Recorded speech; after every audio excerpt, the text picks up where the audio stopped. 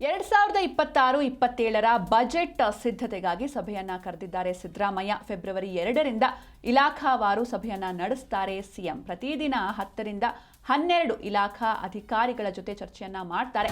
ಶಕ್ತಿ ಭವನದಲ್ಲಿ ನಡೆಯುತ್ತೆ ಬಜೆಟ್ ಪೂರ್ವಭಾವಿ ಸಭೆ.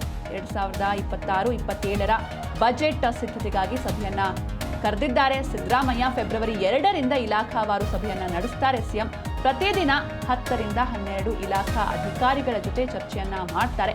ಶಕ್ತಿ ಭವನದಲ್ಲಿ ಒಂದು ಬಜೆಟ್ ಪೂರ್ವಭಾವಿ ಸಭೆ ನಡೆಯುತ್ತೆ.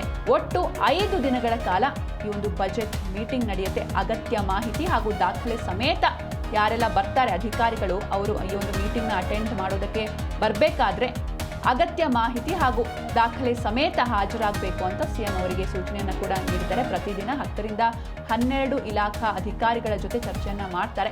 ಫೆಬ್ರವರಿ 2ರಿಂದ ಇಲಾಖಾವಾರು ಸಭೆಯನ್ನ ನಡೆಸ್ತಾರೆ ಸಿಎಂ ಸಿದ್ದರಾಮಯ್ಯ. ಶಕ್ತಿ ಭವನದಲ್ಲಿ ಇದೊಂದು ಬಜೆಟ್ ಪೂರ್ವಭಾವಿ ಸಭೆ ನಡೆಯುತ್ತೆ. 5 ದಿನಗಳ ಕಾಲ ನಡೆಯುತ್ತೆ. ಹೀಗಾಗಿ ಯಾರೆಲ್ಲ ಅಧಿಕಾರಿಗಳು ಬರ್ತಾರೆ ಆಯಾ ದಿನ ಅವರು ಅಗತ್ಯವಾದಂತಹ ಇನ್ಫಾರ್ಮೇಷನ್ಸ್ ಹಾಗೆ ಡಾಕ್ಯುಮೆಂಟ್ ಸಮೇತ ಹಾಜರಾಗಬೇಕು ಅಂತ ಸಿಎಂ ಸೂಚನೆಯನ್ನ ನೀಡಿದ್ದಾರೆ. ಇಲಾಖಾ ಸಚಿವರು, ಅಪರ ಮುಖ್ಯ ಕಾರ್ಯದರ್ಶಿ, ಪ್ರಧಾನ ಕಾರ್ಯದರ್ಶಿ ಅಗತ್ಯ ಮಾಹಿತಿ ಹಾಗೂ ದಾಖಲೆ ಸಮೇತ ಸಭೆಗೆ ಬರಬೇಕು ಅಂತ ಸಿಎಂ ಸೂಚನೆಯನ್ನ ನೀಡಿದ್ದಾರೆ. ಬಳಿಕ ಕೈಗಾರಿಕೆ, ವಾಣಿಜ್ಯ ಸಂಘಟನೆಗಳು, ರೈತ, ಕಾರ್ಮಿಕ ಹಾಗೂ ಮಹಿಳಾ ಸಂಘಟನೆಗಳ ಜೊತೆ ಸಮಾಲೋಚನಾ ಸಭೆಯನ್ನ ನಡೆಸುವಂತಹ ಸಾಧ್ಯತೆ ಕೂಡ ಇರುವಂಥದ್ದು. ಅಂದರೆ ಈ 5 ದಿನಗಳ ಕಾಲ ಒಂದು ಸಭೆಯನ್ನ ನಡೆಸ್ತಾರೆ 10ರಿಂದ 12 ಇಲಾಖಾ ಅಧಿಕಾರಿಗಳ ಜೊತೆ. ಅಂದರೆ ಪ್ರತಿದಿನ 10ರಿಂದ 12 ಇಲಾಖಾ ಅಧಿಕಾರಿಗಳು ಬೇರೆ ಬೇರೆ ಇಲಾಖೆಯ ಅಧಿಕಾರಿಗಳನ್ನ ಕರೆಸಿ ಅವ್ರ ಜೊತೆ ಚರ್ಚೆಯನ್ನ ಮಾಡ್ತಾರೆ. ಇದಾದ ಬಳಿಕ ಬೇರೆ ಬೇರೆ ಅಂದರೆ ಕೈಗಾರಿಕೆ ಆಗಿರ್ಬೋದು, ವಾಣಿಜ್ಯ ಸಂಘಟನೆಗಳು, ರೈತ, ಕಾರ್ಮಿಕ, ಮಹಿಳಾ ಸಂಘಟನೆಗಳ ಜೊತೆ ಸಮಾಲೋಚನಾ ಸಭೆಯನ್ನ ನಡೆಸುವಂತಹ ಸಾಧ್ಯತೆ ಕೂಡ ಇದೆ. ಇದು ಬಜೆಟ್ನ ಪೂರ್ವ ಮಾಡುವಂಥ ಒಂದು ಮೀಟಿಂಗ್. ಬೇಕಾಗಿರುವಂಥ ಇನ್ಫಾರ್ಮೇಷನ್ಸ್ಗಳಾಗಿರ್ಬೋದು ಅಥವಾ ದಾಖಲೆ ಸಮೇತ ಯಾರೆಲ್ಲ ಬರ್ತಾರೆ, ಯಾರೆಲ್ಲ ಈಗ ಇಲಾಖಾ ಸಚಿವರಾಗಿರ್ಬೋದು, ಅಪರ ಮುಖ್ಯ ಕಾರ್ಯದರ್ಶಿ ಆಗಿರ್ಬೋದು, ಪ್ರಧಾನ ಕಾರ್ಯದರ್ಶಿ, ಇವರೆಲ್ಲರೂ ಕೂಡ ಅಗತ್ಯ ಮಾಹಿತಿ ಹಾಗೂ ದಾಖಲೆ ಸಮೇತ ಸಭೆಗೆ ಬರಬೇಕು ಅಂತ ಸಿಎಂ ಒಂದು ಸೂಚನೆಯನ್ನು ಕೂಡ ನೀಡಿದ್ದಾರೆ. ಶಕ್ತಿ ಭವನದಲ್ಲಿ ಒಂದು ಬಜೆಟ್ ಪೂರ್ವಭಾವಿ ಸಭೆಯನ್ನ ನಡೆಸಲಾಗುತ್ತೆ. 5 ದಿನಗಳ ಕಾಲ ಈ ಒಂದು ಸಭೆ ನಡೆಯಲಿದೆ. ಈ ಬಗ್ಗೆ ಹೆಚ್ಚಿನ ಮಾಹಿತಿಯನ್ನು ನೀಡ್ತಾರೆ ನಮ್ಮ ಪ್ರತಿನಿಧಿ ರಾಜಪ್ಪ ಸುತ್ತೂರು. ರಾಜಪ್ಪ, ಇನ್ನು ಒಂದ್ ಕಡೆ ಡಿಕೆಶಿ ಸಿಎಂ ಆಗೋ ಕನಸು, ಇನ್ನೊಂದ್ ಕಡೆ ಬಜೆಟ್ಗೆ ತಯಾರಿ ಕೂಡ ನಡೀತಾ ಇದೆ. ಹೀಗಾಗಿ ಡಿಕೆಶಿ ಸಿಎಂ ಆಗೋ ಕನಸು ಕನಸಾಗೆ ಉಳಿಯುತ್ತಾ? ಜೊತೆಗೆ ಇನ್ನೊಂದ್ ಕಡೆ ಬಜೆಟ್ಗೆ ಸಿದ್ಧತೆ ಯಾವ ರೀತಿ ನಡೀತಾ ಇದೆ ಅಂತ?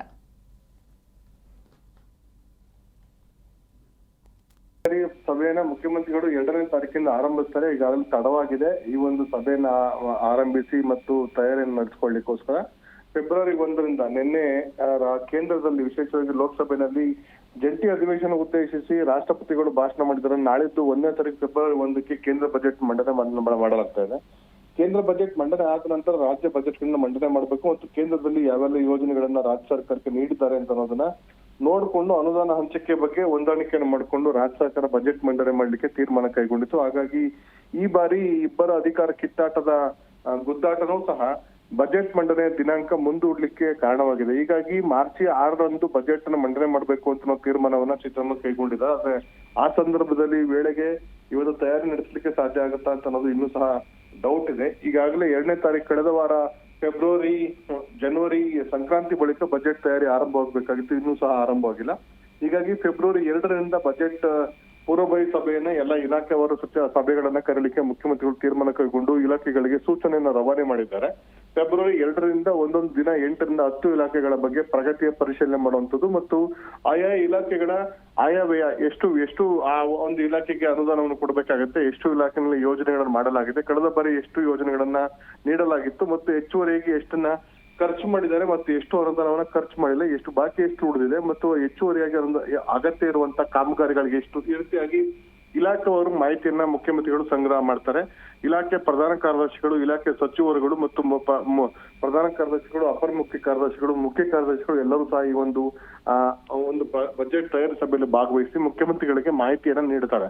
ಕಳೆದ ಬಾರಿ ಎಷ್ಟು ಅನುದಾನ ಬಂದಿದೆ ಮತ್ತು ಎಷ್ಟು ಅನುದಾನ ಖರ್ಚಾಗಿದೆ ಮತ್ತು ಇನ್ನು ಎಷ್ಟು ಅನುದಾನವನ್ನ ಒಂದು ಇಲಾಖೆ ಕೊಡಬೇಕಾಗತ್ತೆ ಮತ್ತು ಆ ಒಂದು ಮುಂದುವರೆದ ಯೋಜನೆಯನ್ನ ಮತ್ತೆ ಮುಂದುವರಿಸಬೇಕಾ ಬೇಡವಾ ಅಂತ ಅನ್ನೋದು ಮತ್ತು ಆ ಯೋಜನೆ ಕಂಪ್ಲೀಟ್ ಆಗಿಲ್ಲ ಅಂದ್ರೆ ಹೆಚ್ಚುವರಿ ಅನುದಾನ ಎಷ್ಟು ಬೇಕಾಗತ್ತೆ ಅನ್ನೋದು, ಈ ರೀತಿ ಅಂಕಿಅಂಶಗಳನ್ನು ದಾಖಲೆ ಮಾಡಿಕೊಂಡು ಬಜೆಟ್ ಅನ್ನ ತಯಾರು ಮಾಡ್ತಾರೆ.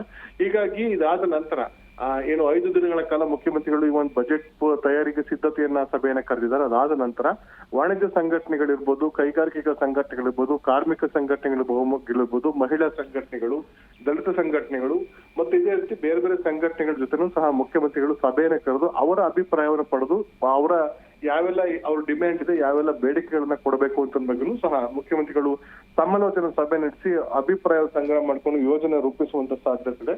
ಹೀಗಾಗಿ ಮುಖ್ಯಮಂತ್ರಿಗಳು ಫೆಬ್ರವರಿ 2ರಿಂದ ಮಾಡಬೇಕಾಗಿತ್ತು. ಈಗ ಅಧಿವೇಶನ ಮತ್ತೆರಡು ದಿನದ ಕಾಲ ಮುಂದುವರಿಯುವಂತ ಸಾಧ್ಯತೆ ಇರೋ ಕಾರಣಕ್ಕೋಸ್ಕರ ಅದು 4ನೇ ತಾರೀಕು ಅಥವಾ 5ನೇ ತಾರೀಕು ಮುಂದೂಡಿಕೆ ಆಗುವಂತ ಸಾಧ್ಯತೆ ಇದೆ. ಹೀಗಾಗಿ ಮುಖ್ಯಮಂತ್ರಿಗಳು ಬಜೆಟ್ ತಯಾರಿ ಆರಂಭಿಸಿದ ಜಾಗದಲ್ಲಿ ಈ ಅಧಿಕಾರ ಹಂಚಿಕೆ ಸೂತ್ರ ಇರ್ಬೋದು ಅಥವಾ ಡಿ ಕೆ ಶಿವಕುಮಾರ್ ಮುಖ್ಯಮಂತ್ರಿ ಆಗೋ ಕನಸಿಗೆ ಎಳ್ಳು ನೀರು ಬಿಟ್ಟಂತಾಗತ್ತೆ. ಯಾಕಂದ್ರೆ ಬಜೆಟ್ ಅಧಿವೇಶನ ಒಂದ್ ಮೇಲೆ ಆರಂಭ ಮಾಡಿದ್ಮೇಲೆ ಮಧ್ಯದಲ್ಲಿ ಡ್ರಾಪ್ ಮಾಡಕ್ ಬರೋದಿಲ್ಲ. ಯಾಕಂದ್ರೆ ಅದು ಕಂಟಿನ್ಯೂಷನ್ ಪ್ರೋಸೆಸ್. ಮಾರ್ಚ್ ಅಥವಾ ಏಪ್ರಿಲ್ ಒಳಗಡೆ ಆಗಿ ಈ ಒಂದು ಬಜೆಟ್ ಅನ್ನ ಮಂಡಿಸಿ ಅನುಮೋದನೆ ಪಡ್ಕೋಬೇಕಾಗತ್ತೆ. ಇಲ್ಲದಿದ್ದಲ್ಲಿ ಮತ್ತೆ ಸರ್ಕಾರ ಪತನ ಆಗುತ್ತೆ. ಯಾಕಂದ್ರೆ ಏಪ್ರಿಲ್ 1ರಿಂದ ಹೊಸ ಒಂದು ಬಜೆಟ್ ಜಾರಿಗೆ ಬರ್ತದೆ ರಾಜ್ಯದಲ್ಲಿ. ಹೀಗಾಗಿ ಈ ತಾಂತ್ರಿಕ ಮತ್ತು ಕಾನೂನಾತ್ಮಕ ಅಂಶಗಳನ್ನ ಮುಂದಿಟ್ಕೊಂಡು ಸಿದ್ದರಾಮಯ್ಯರು ಅಧಿಕಾರ ಹಂಚಿಕೆ ಸೂತ್ರಕ್ಕೆ ಬ್ರೇಕ್ ಹಾಕುವಂತ ಒಂದು ತಂತ್ರವನ್ನ ಹೂಡಿ ಬಜೆಟ್ ಪೂರ್ವಭಾವಿ ತಯಾರಿಗೆ ಸಿದ್ಧತೆಯನ್ನ ಮಾಡ್ಕೊಂಡಿದ್ದಾರೆ.